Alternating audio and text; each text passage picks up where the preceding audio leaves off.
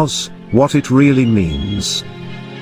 This appears to be a message to expose the banking cartel in America, and to let the people know that they have the power to liquidate them, and get back to Kansas, the real land and republic. The Wizard of Oz, written by L. Frank Baum, is not just a mere story. What is Oz a symbol for? Ounces. What is measured in ounces? Gold. What is the yellow brick road? Bricks or ingot bars of gold.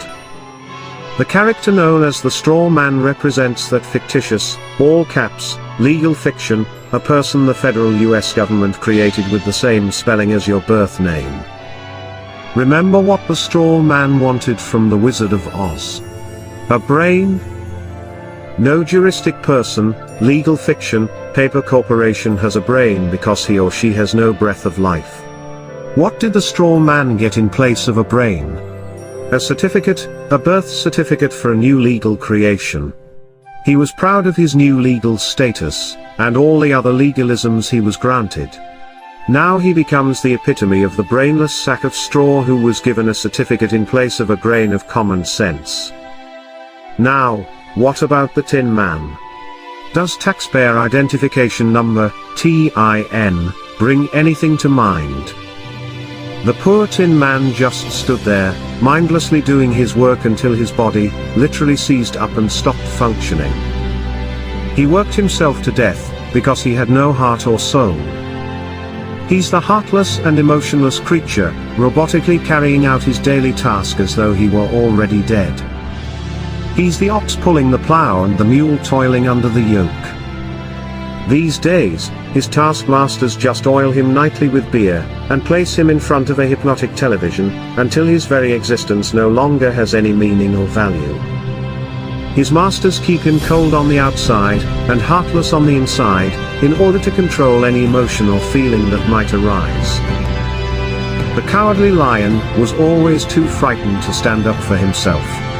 Of course, he was a bully and a big mouth when it came to picking on those smaller than him. Have you ever noticed how bullies are really the biggest cowards? They act as though they have great courage but, in reality, have none at all. They roar, but with no teeth of authority to back them up. When push came to shove, the Cowardly Lion always buckled, and whimpered when anyone of any size or stature challenged him.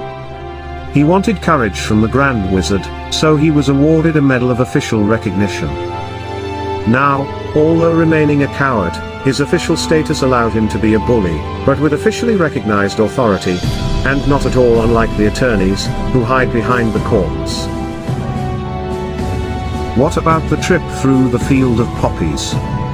Did you notice how this had no narcotic effect on the straw man who had no brain, or the Tin Man with no heart or soul?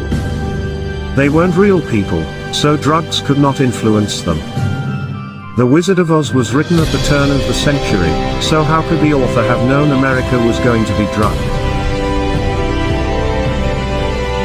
The Crown has been playing the drug cartel game for centuries.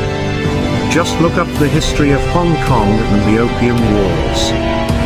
The Crown already had valuable experience conquering all of China with drugs, so why not the rest of the world? What was the Emerald City? The Federal Reserve System.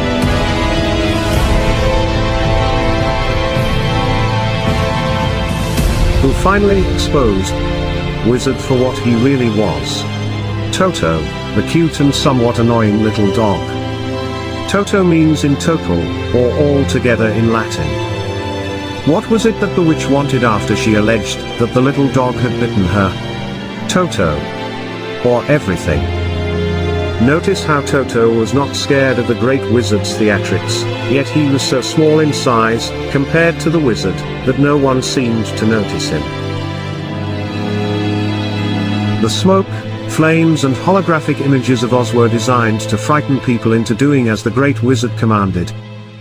But Toto simply padded over, started barking until others paid attention to him and came to see what the barking was about. Who was behind the curtain? Just an ordinary person controlling the levers that created the illusion of the great wizard's power and authority. When Toto pulled back the curtain and completely exposed him, the charade was at an end. The veil hiding the corporate legal fiction and its false courts was removed. The wizard's game was up, and what was he after all? A conman, a fraud. We can see, in this tale, just how loud the bark from a little dog can be. Most of us remain silent and wait to be given whatever food and recognition, if any, by our legal masters. Let us not forget those flying monkeys. What perfect mythical creatures to represent the Bar Association attorneys, who attack and control the little people for the great crown wizard, the powerful and grand bankers of Oz. How, finally, was the evil witch destroyed? Pure, clean water? Liquidation. How did Dorothy finally get home? She simply clicked her heels. She always had the power, and so do we. What would it take to expose the wizard for what he is? We each need only a brain, a heart and soul, and courage. Then, and perhaps of the greatest importance, we need to learn how to work together. Only by working together, can we have the freedom that was given to us all, under the law of God.